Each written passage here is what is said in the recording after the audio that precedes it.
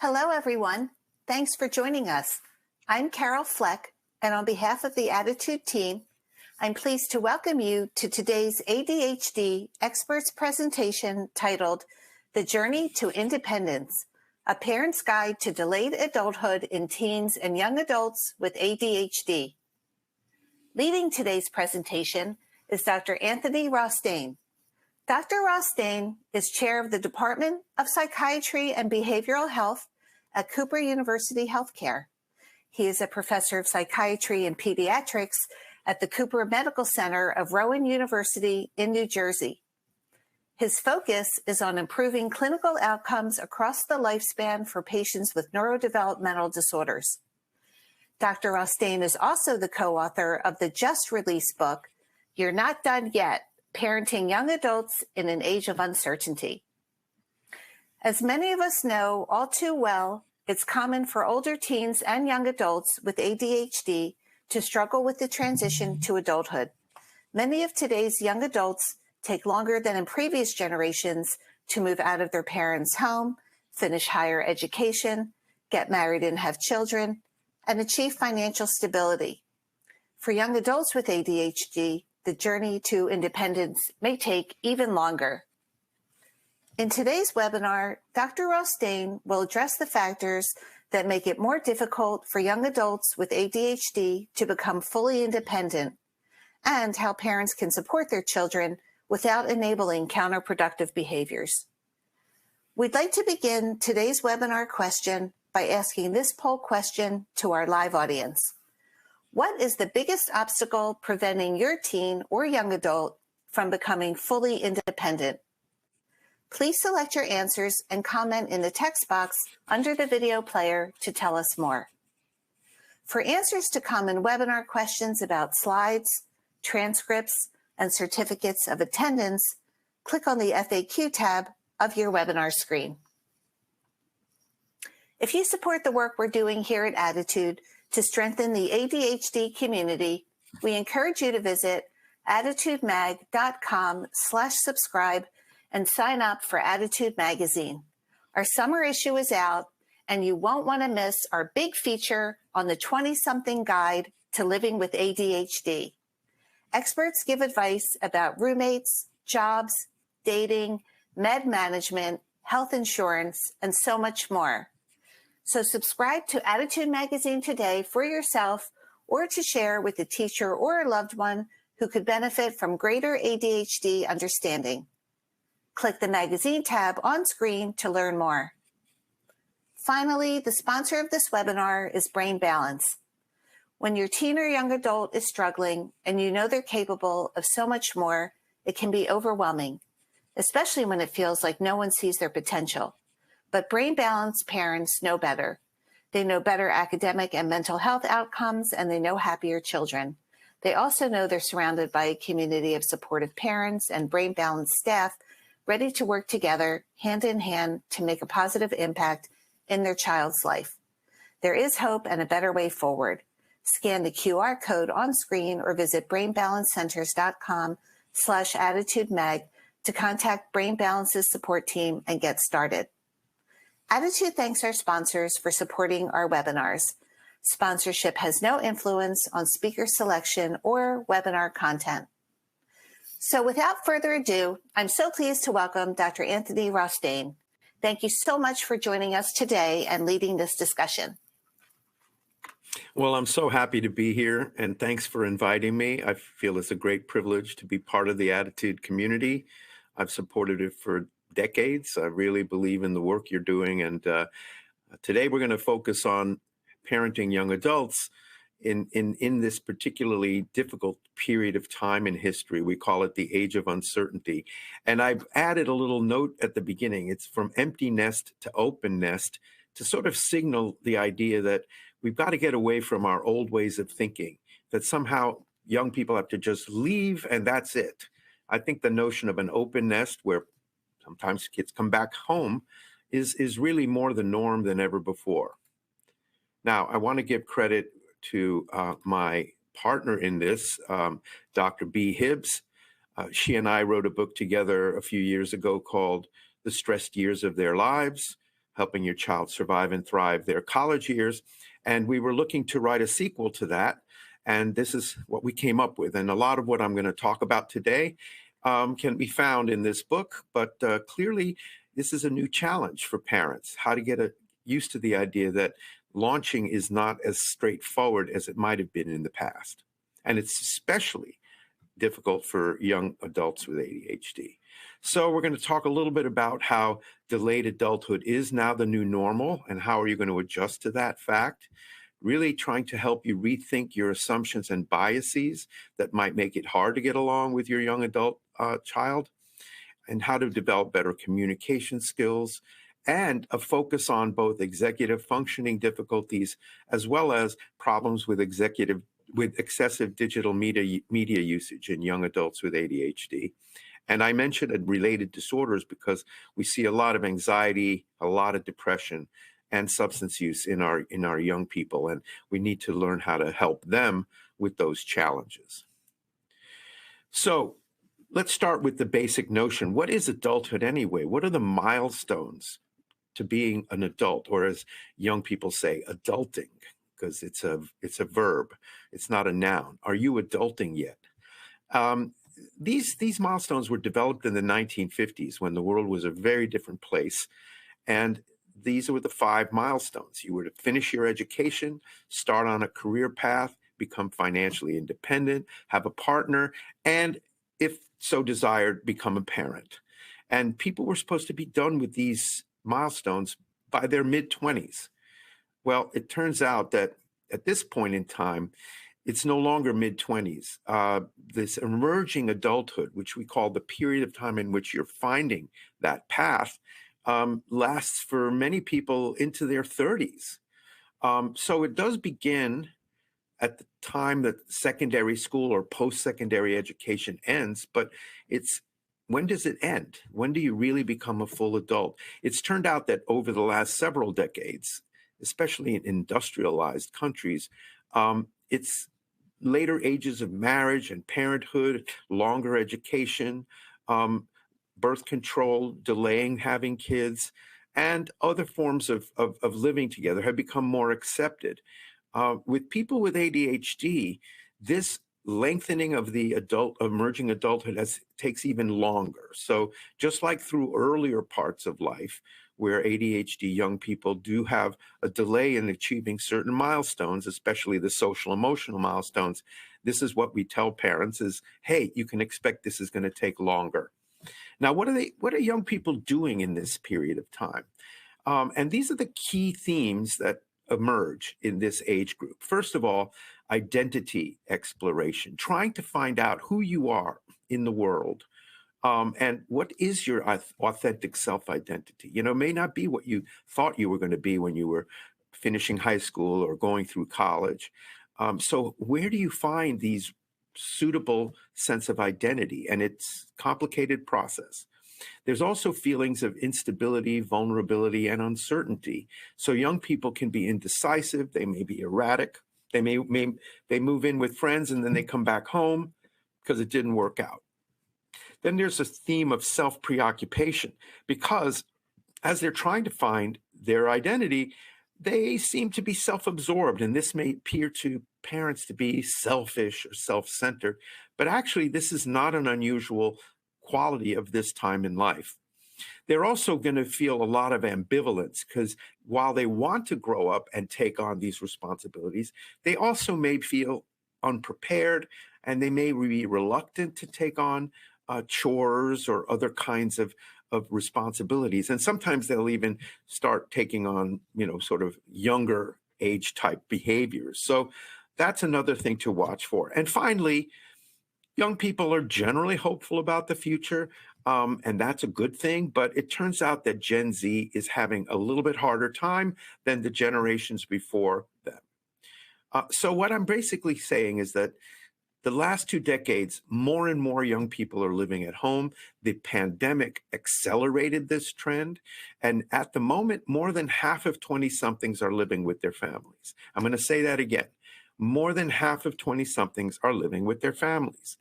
It's actually the norm now.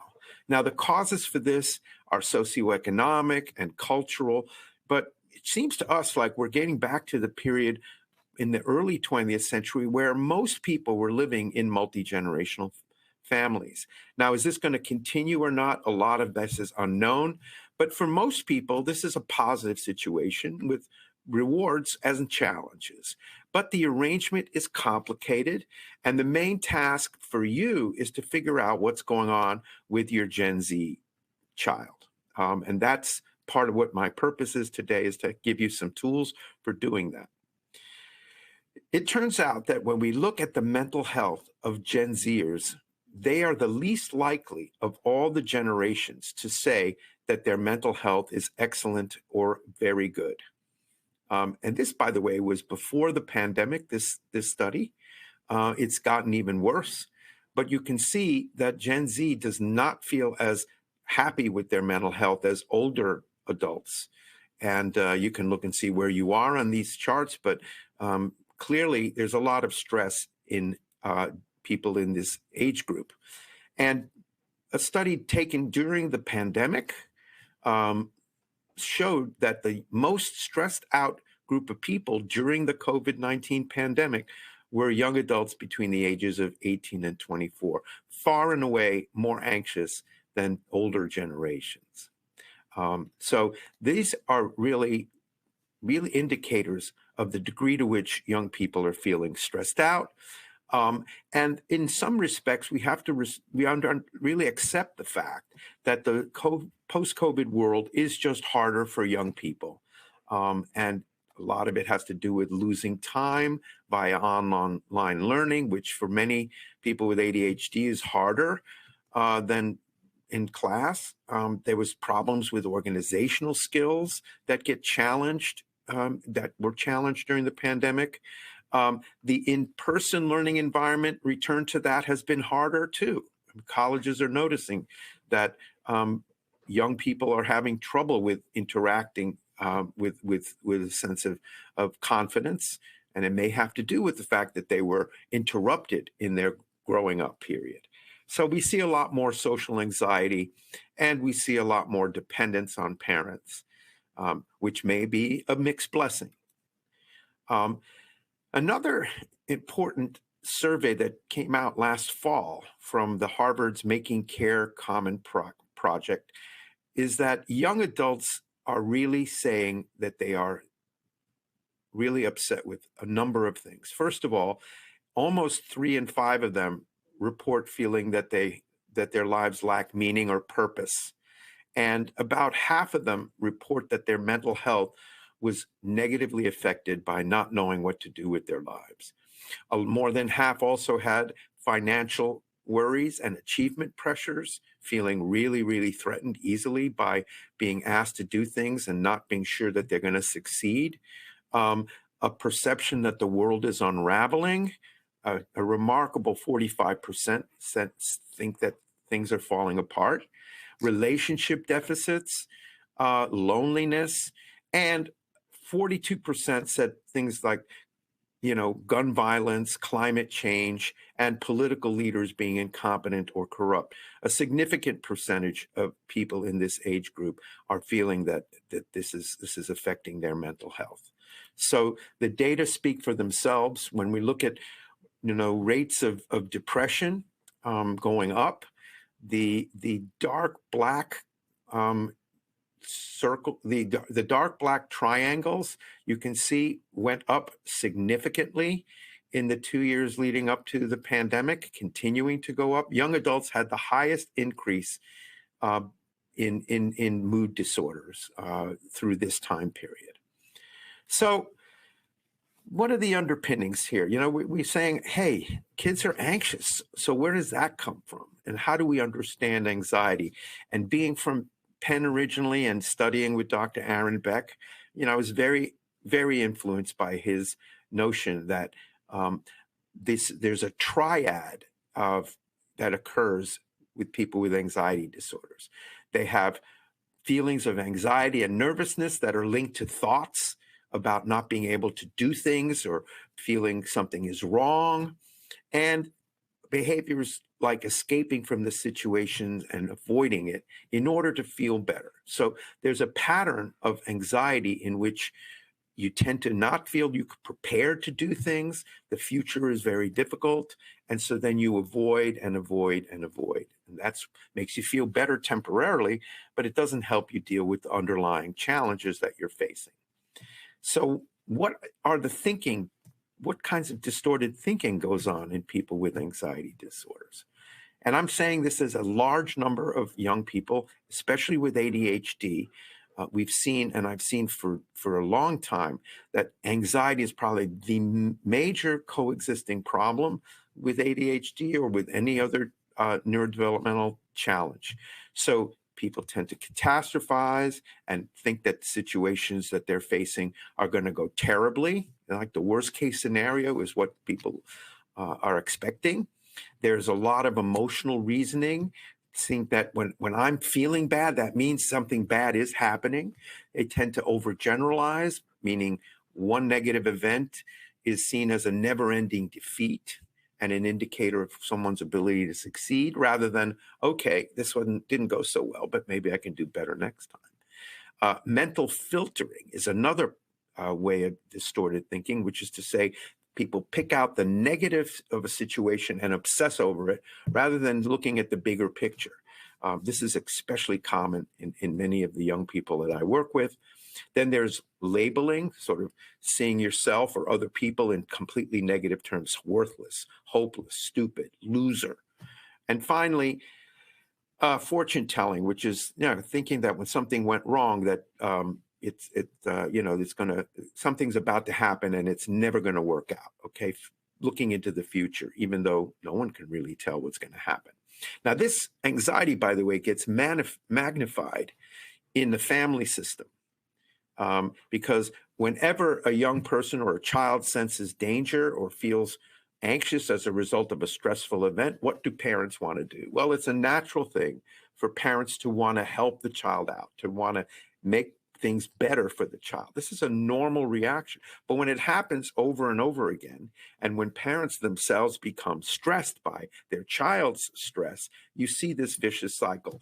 And it does lead at times to overprotection on the part of parents, and sometimes polarization between parents. One parent saying, oh, you're being too protective, and the other parent saying, no, but you're being too insensitive.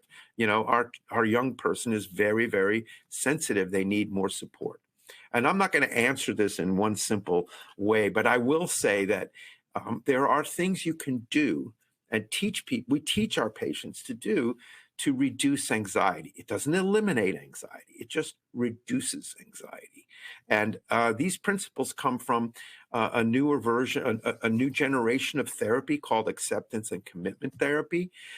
First principle of acceptance and commitment therapy is focus on what's in your control. Just start there. Focus on what you can control. Acknowledge your thoughts and feelings. Acknowledge, okay, yes, I'm anxious. Yes, I'm feeling upset.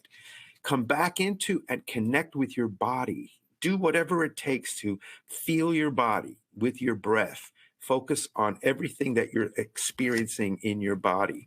And then using that calming statement to try to engage in whatever you're doing and to commit to positive action rather than just beating yourself up and or becoming pessimistic. And this, by the way, is good for parents as much as for young people. I would say just accept that you're having a tough time and being as kind as you can be. That's the compassion part. And then trying to look at what matters most to you. What are your values? Acting on those values, and then finding resources. So these are sort of the general steps I would take. We could talk for hours about this, but I believe that everybody is capable of engaging in steps to reduce anxiety. And then what about the negative? When anxiety is not dealt with and it persists, then what happens is that people become really more and more hopeless, feeling more helpless, and you begin to see a mood disorder emerge. Because what happens is in this vulnerable state, any little event triggers, in the middle there, you'll see negative attributions, a sense of hopelessness, and a belief that nothing can change. So once you're in that state of mind where you don't think anything is going to work, you develop what we call learned helplessness.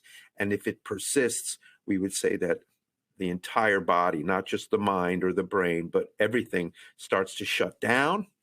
And you can see the stress hormones are at play. But the most concerning thing is that when people get depressed, is that they withdraw from their relationships and from sources of support. So what can you do to help your young adult if you see that they're depressed? Well, you recognize this is going on, you share your observations, you support the young person in getting some help, and you do yourself get involved in treatment if when possible and appropriate, and understand what's going on whenever there is a treatment plan made. Share your observations and get help for yourself. Join a parent support group. Okay. Now, all of this you may know, you may say, hey, I've already done this, but let me just point out that the basics are the most important thing. Go back to the basics.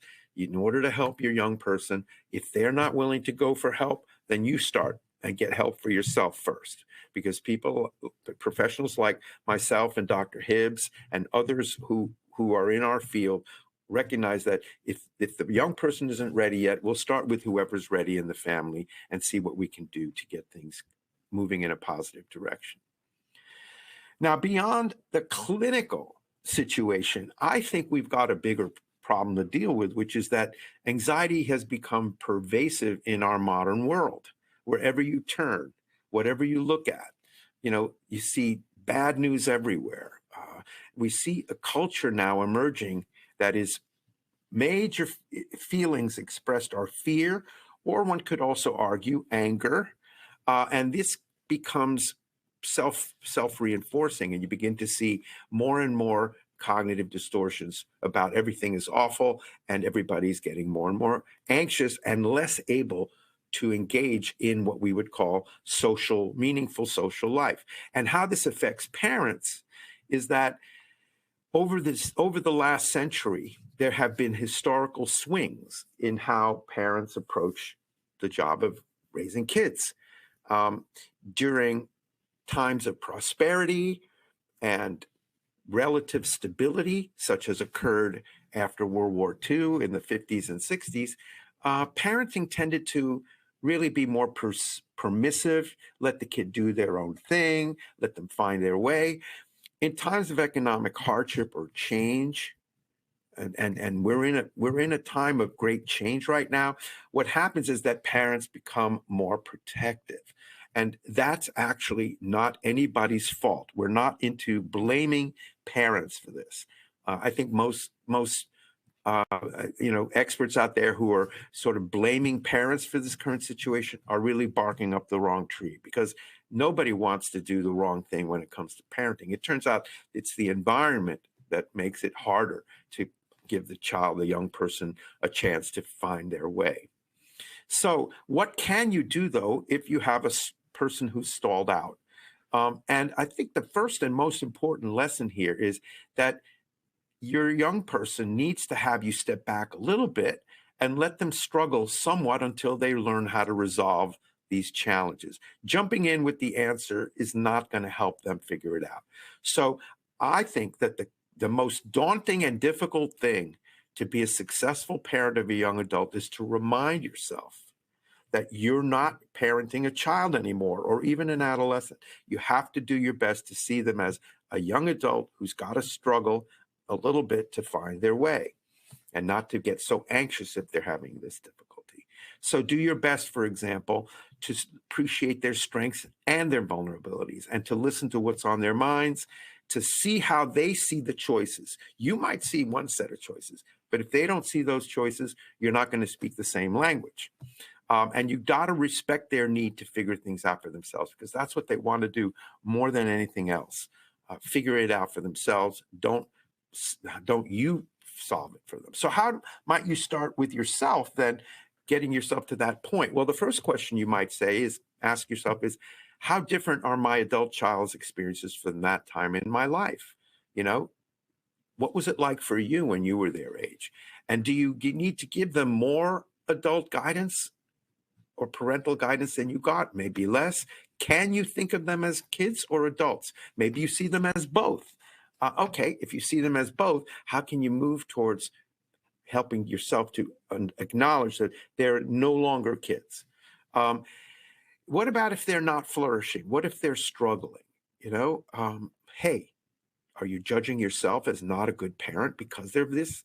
If that's the case, you're going to react through anxiety rather than through curiosity. I think the opposite of, I would take a curiosity stance. Maybe let me figure out what's happening here and not jump to conclusions yourself. Because if they're not flourishing and they're upset, that may not be a bad thing.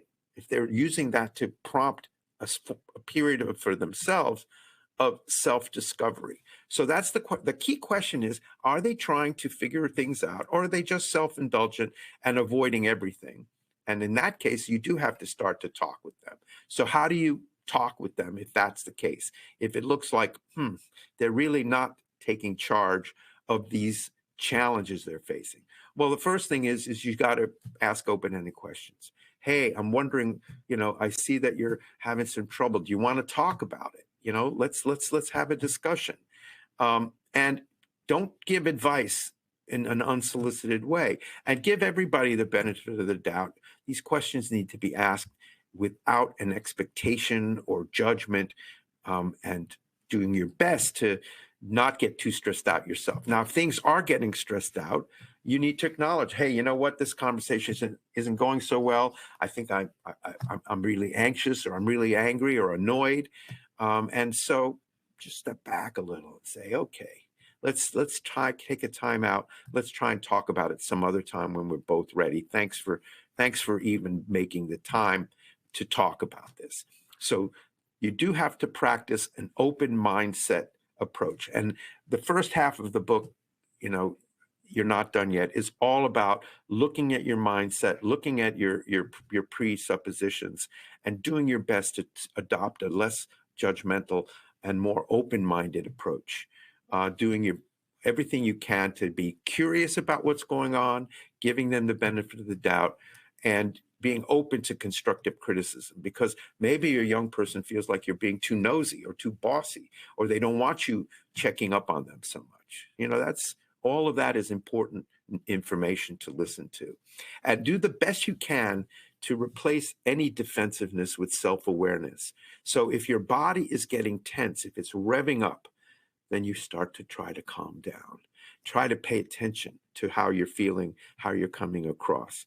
And do your best to acknowledge that you're trying to not be defensive, but rather to listen thoughtfully and respond empathically, okay? And always, always acknowledge when the other person's got their own point of view, even if it's different from yours. Okay, I see. Things are different for you than they were for me. I guess you're thinking that I'm being unrealistic with the things I say. Yes, you're being unrealistic. You don't know what it's like. This, da, da, da, da, da, da. Just listen and keep listening. Now, if it was just this that was the problem, we wouldn't have to have this long seminar here, because you'd have figured out for yourself. There are other barriers affecting young people that really do make it difficult for them to answer the questions, what am I doing with my life and how do I move forward? So for example, we know that young people with ADHD have executive functioning difficulties. They have trouble managing their actions and their emotions and regulating themselves across time towards a goal.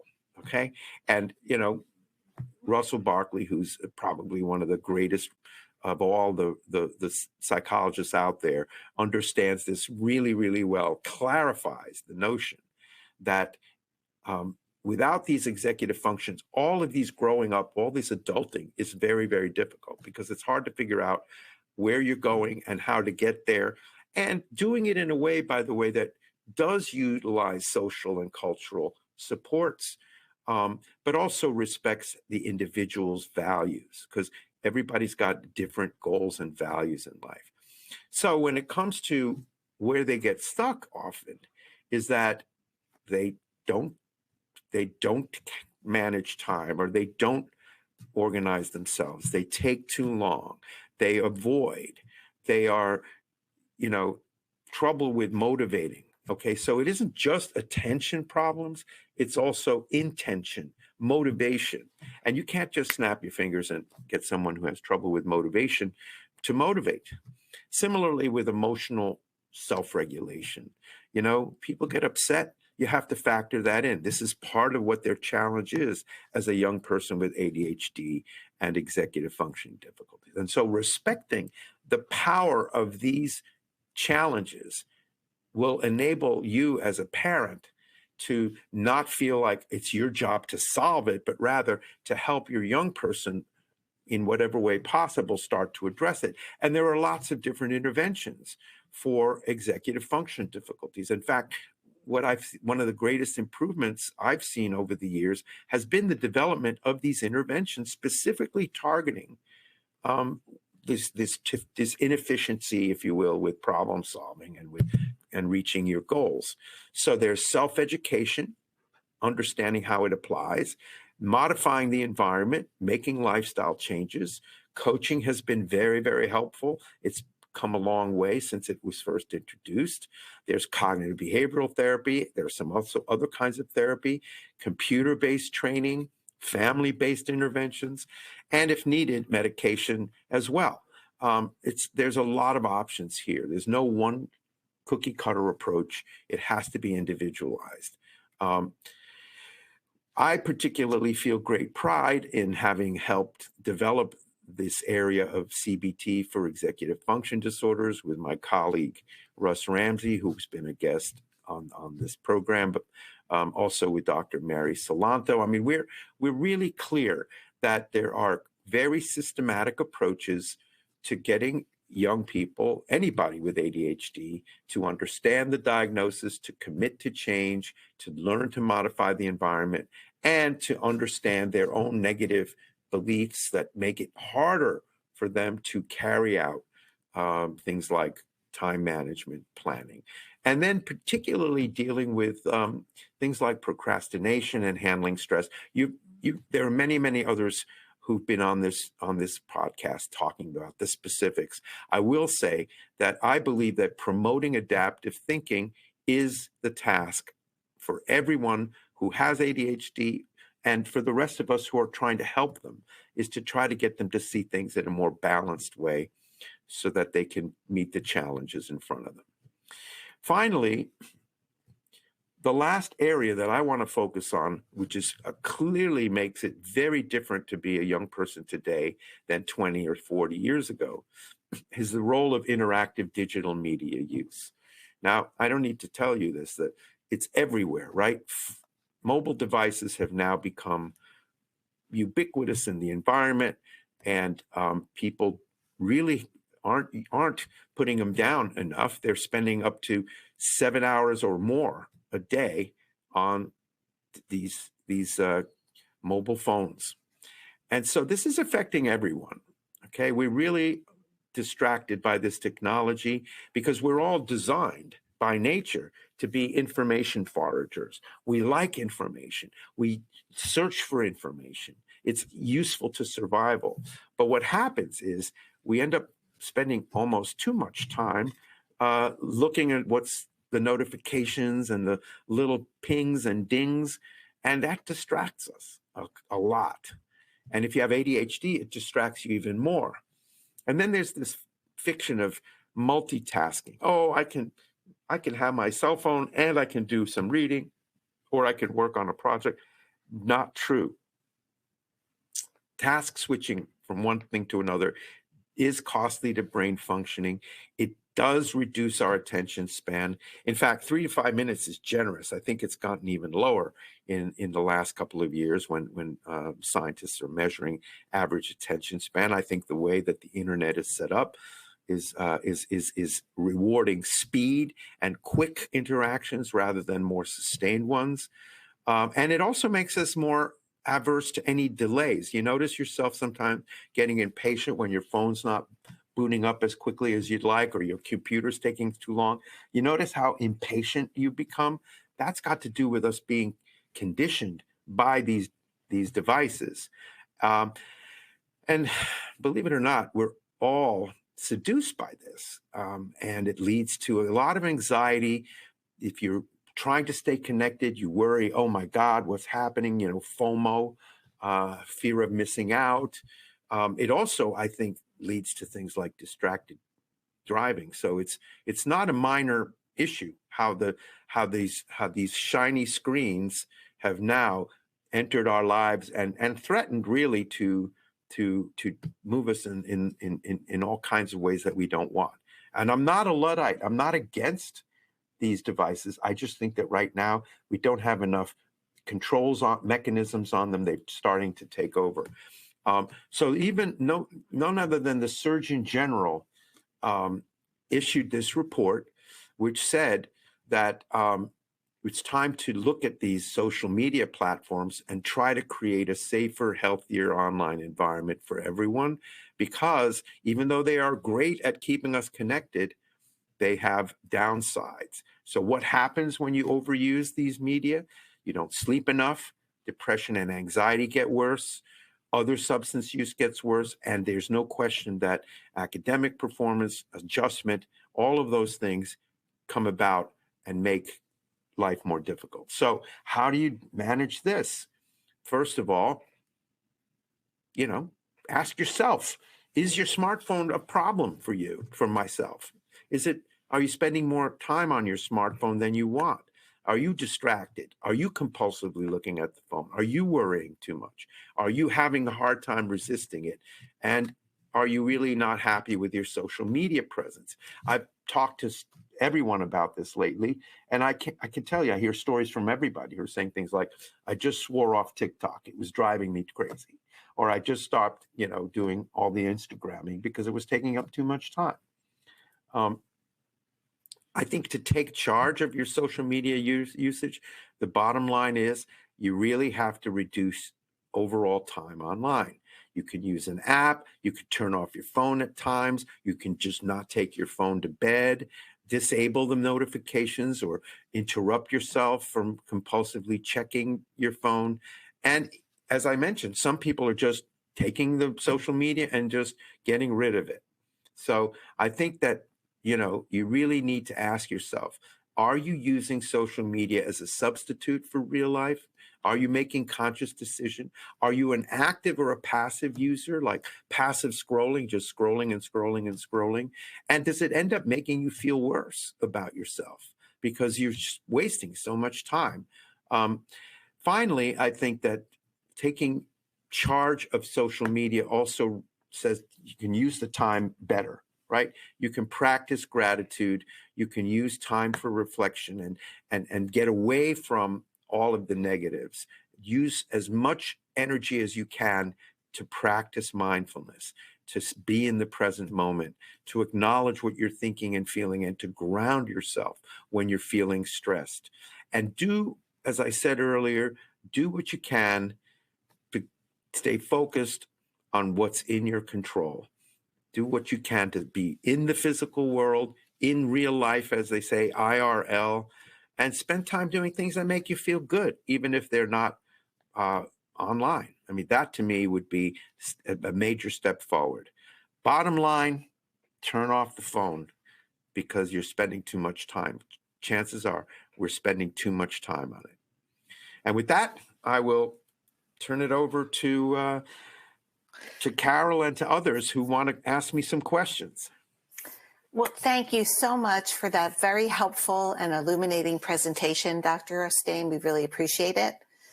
Before we start the Q&A, I'd like to thank Brain Balance once more for sponsoring this webinar. I'd also like to share the final results from today's poll question: what is the biggest obstacle to your child becoming independent? Here's what you said. 27% said addressing ADHD-related challenges, such as impulsivity and emotional dysregulation.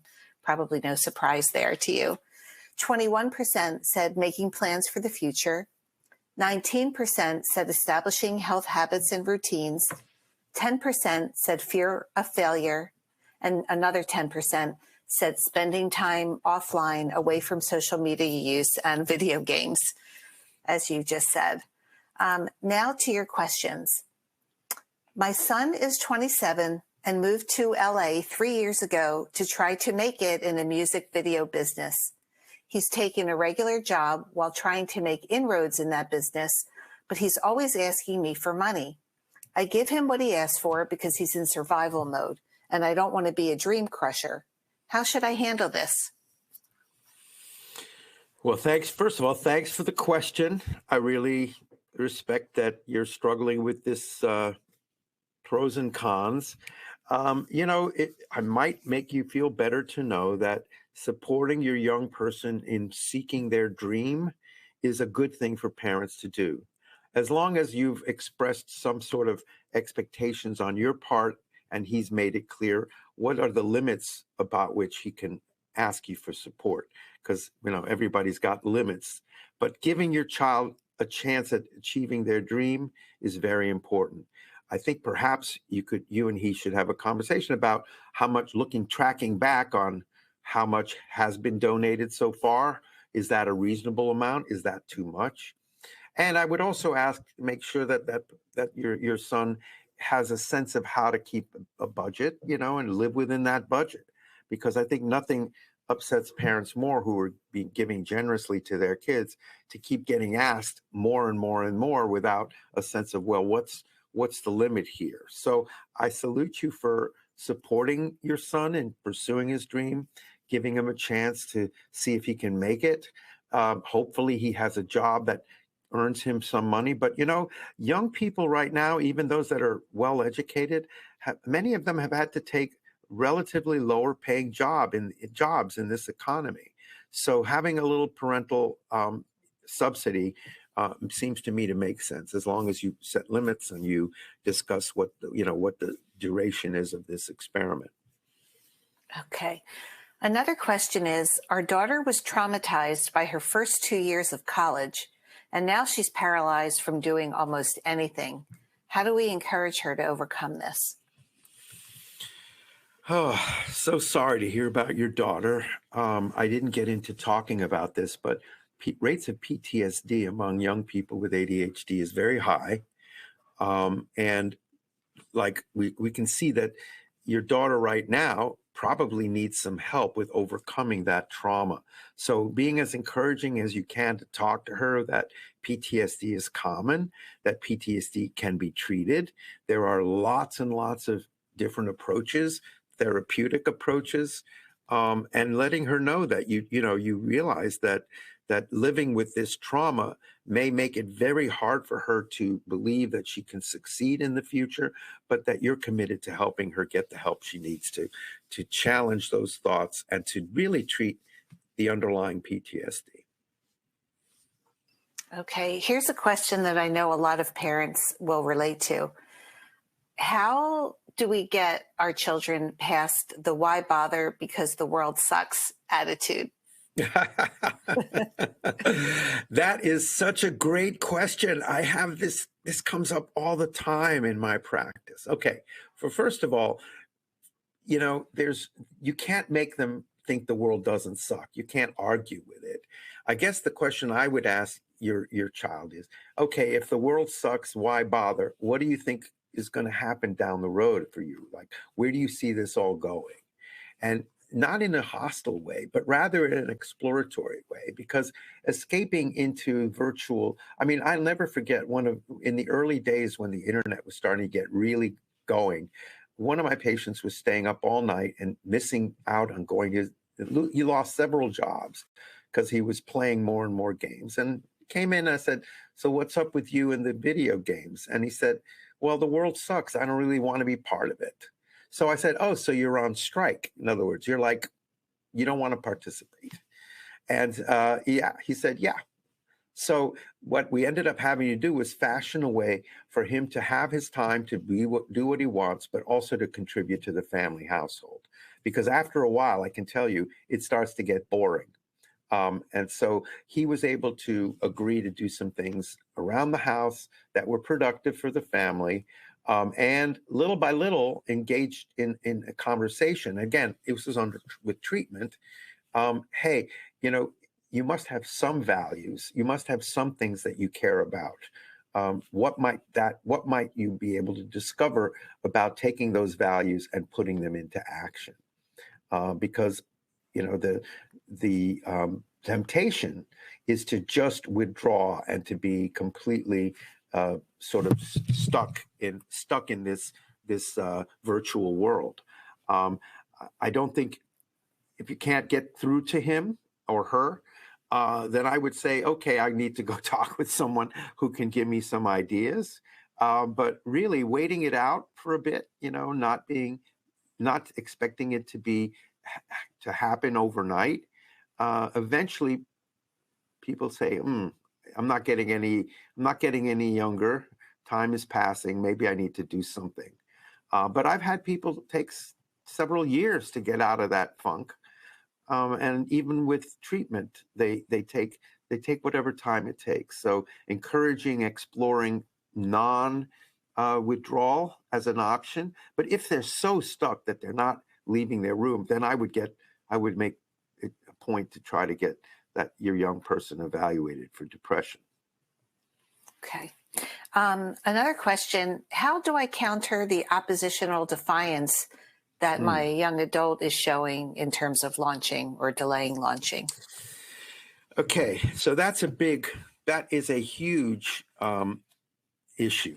First of all, I fit that into those of you that answered fear of failure. I think most oppositional behavior, and then an answer to the earlier question, the one we just asked about withdrawing. I think the oppositional behavior is often a sign of feeling stuck and not having a sense of what to do next. So when the parent tries to suggest, well, you could do this, you could do this, you could do that, you run into all kinds of, no, that's not going to work, negative.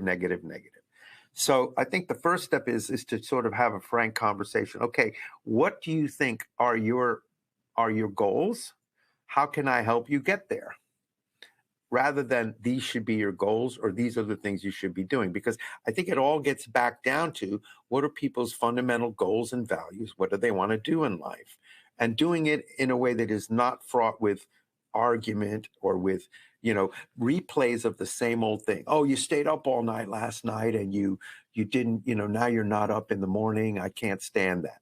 All of that feeds into the oppositionality. It's almost rewarding to the oppositionality because then the young person says, yeah, you don't get it. But if you said, hey, this must be really hard for you. It must be so hard for you to feel like you don't have any chances that are worthwhile, that you're not really able to mobilize to do some things that you want to do. That must really be tough. And I don't know what I can do to help you, but I certainly want to know, what is it like for you? Like, what's really happening? And how might we come up with something like, we call it a transition plan? Okay, maybe start checking things out that might appeal to you, doing things that you would find fun, as well as rewarding, as well as being able to earn some money. And by the way, the other interesting point is that oftentimes young people aren't coached well enough about finding out what kind of work they do. We have a whole chapter in our book about finding a suitable career. And it turns out that young people and parents too think, oh, they're interested in this, they should go pursue a career in this area that they're interested in. But what you're interested in is not necessarily what you're good at. So we recommend vocational assessments. The way to get around this oppositionality might be to suggest, like, okay, listen, you haven't come up with something you want to do. How about we find out what you might be good at that might help you find a path out of this where you're stuck? And I think what we're missing out in this country is helping young people well before college start to look at the things that they're good at and where they might go in terms of careers or occupations. And I think vocational coaching is huge. It's become, for me, something that I recommend more and more, because especially when there's a gap between what the young person is trying to do and how hard it is for them to do it. So maybe you like this, but maybe you're not suited to it. So how do we help you find something that you're going to be good at and that's good enough for you to learn of the skills that are involved in doing that kind of work? Those are such great suggestions. Another question is, my son blames all bad outcomes and such as jobs and internships on others. He does not see his role, and he doesn't wonder what he could do differently next time or why things didn't work out. I assure him there are things he can do to change outcomes. How can I have him have some self-awareness? Yeah, that's one of that kind of thinking process is a closed mindset. Okay, we call it externalization. Your young person is thinking it's everyone else's problem but mine.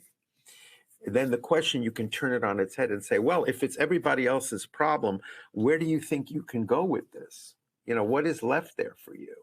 What could you do? Because it looks like everybody is not on your wavelength. Looking at it as an interactional problem rather than blaming him for his own failures or he's not taking responsibility. How do we get people to take responsibility for anything? It's engaging their motivational system, and it has to be reward based. There has to be something, he might not be able to articulate it right away, where when he does it, he feels rewarded and successful.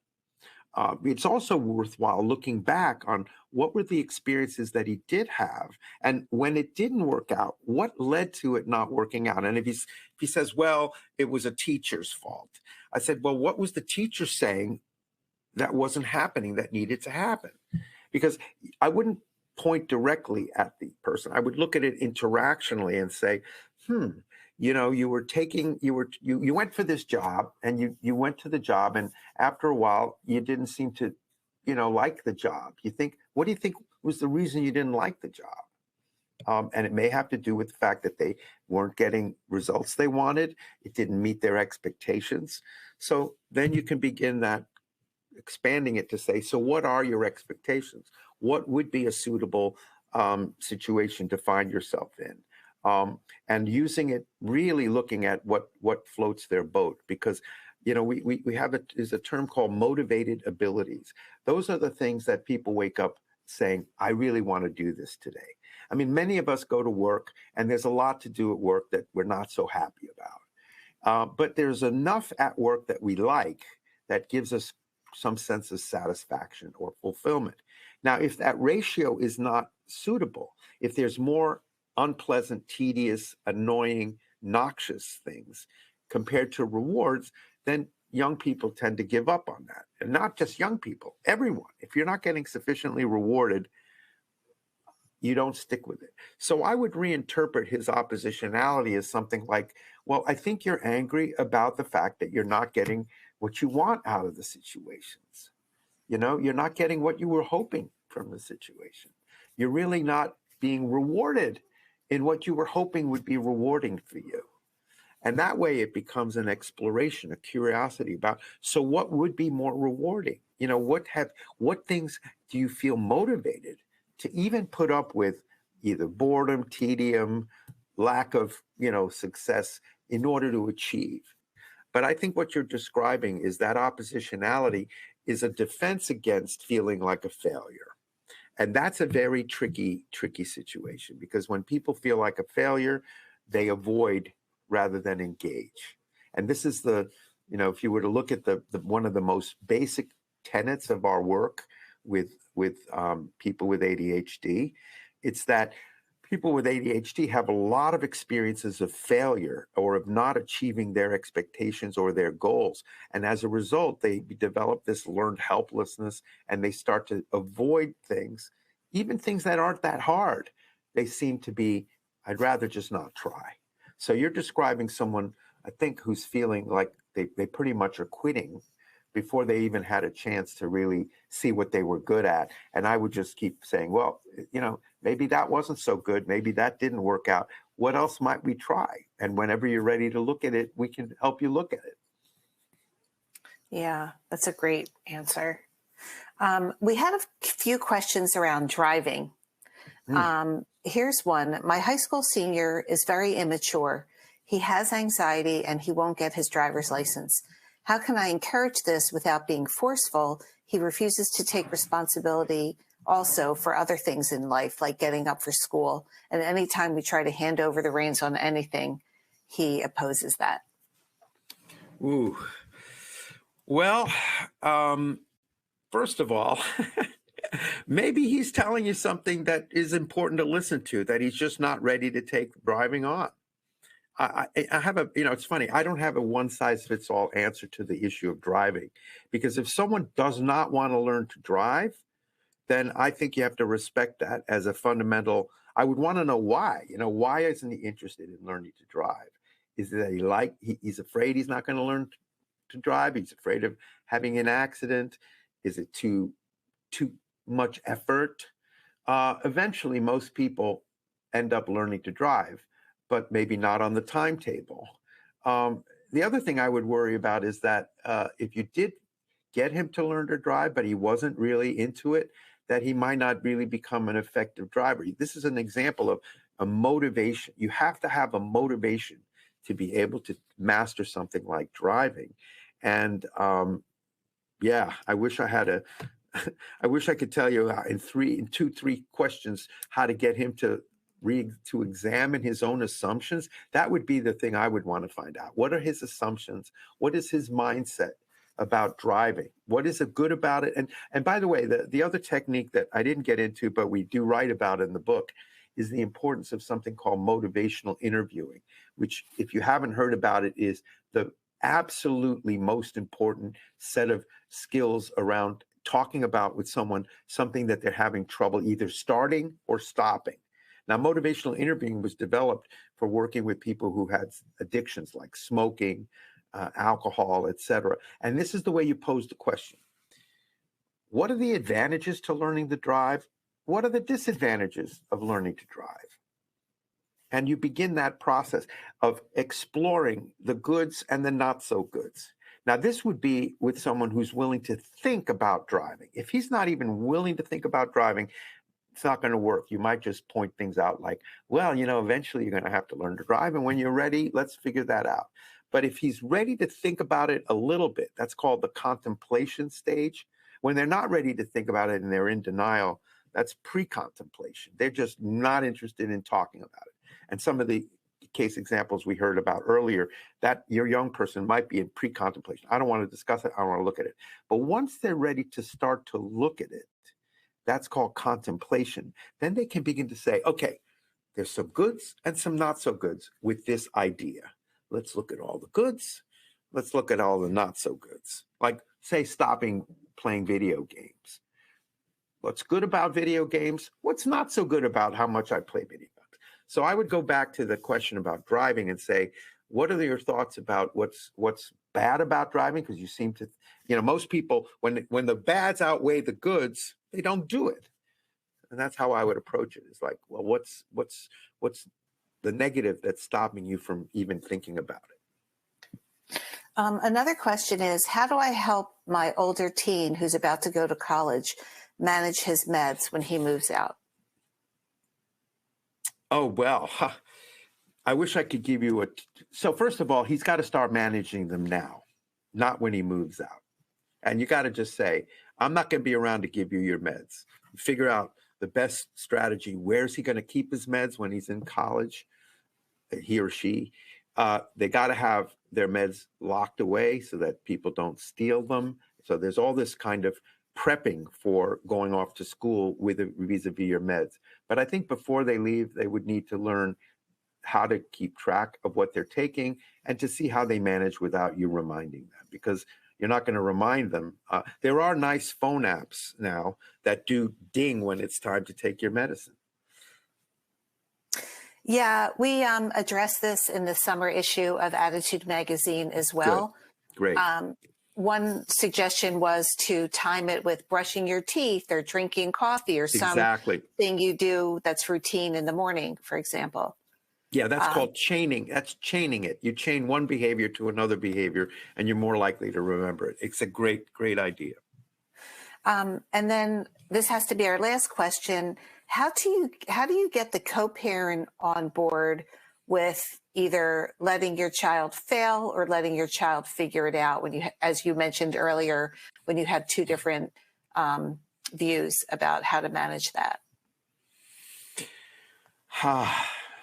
I think that's if the co-parent is completely opposed, and isn't willing to consider some in between, then I think you're going to have your work cut out for you. It's going to have to probably be a little by little approach. But I think both parents need to state where they're coming from, why they're feeling the way they are, acknowledging their feelings. Like sometimes parents are really angry at the young person for not growing up or for not taking responsibility.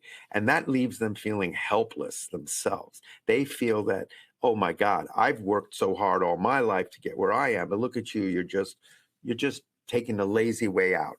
And so any kind of attribution, any kind of negative stereotyping that's going on, it's really important to explore all that, because that mindset leads the parent to be very, very negative towards the child. So what you want to aim to is a more neutral and a more inclusive way of analyzing situation. Yes, you're right. They are at times very, quote, resisting the growing up thing, the adulting thing. Why don't we find out why? Why don't we learn what's going on with him or her? Why don't we really listen to what they're trying to figure out and what their solution might be? And lastly, most importantly, what role do they want us to play at this point? Because like I said, I think trying to micromanage your young adult is not going to help them figure things out. But just letting it go and walking away isn't helpful either. So it's finding the right distance and making sure you know your role. And if you're not feeling like you can, agree to these things, then at least not making it worse. Okay, not trying to undermine whatever plan is being hatched by the other parent. Somebody's got to do the heavy engaging. And if the other parent is feeling like, no, I'm not up for this, then fine. Let the one who is take that on, but trying not to undermine, because the conflict between parents is something that I think affects the young person, makes them feel worse about themselves, and it makes each parent less able to tolerate the uncertainty, the frustration, the sadness, the disappointment, whatever it is you're feeling about your young person. And I think that in the long run, recognizing you're a human being, so is the other parent. We're all having a hard time here. And maybe with just acknowledging that, we don't have to fight about it. That's great advice. And unfortunately, that has to be our last question because we're out of time. But Dr. Rostain, thank you so much for joining us today and for sharing your expertise with our ADHD community. Thanks for having me. It was a lot of fun.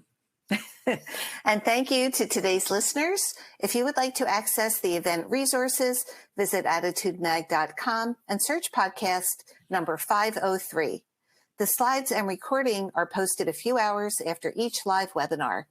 If you're listening in replay mode, simply click on the episode description. Please know that our full library of ADDitude webinars is available as a podcast.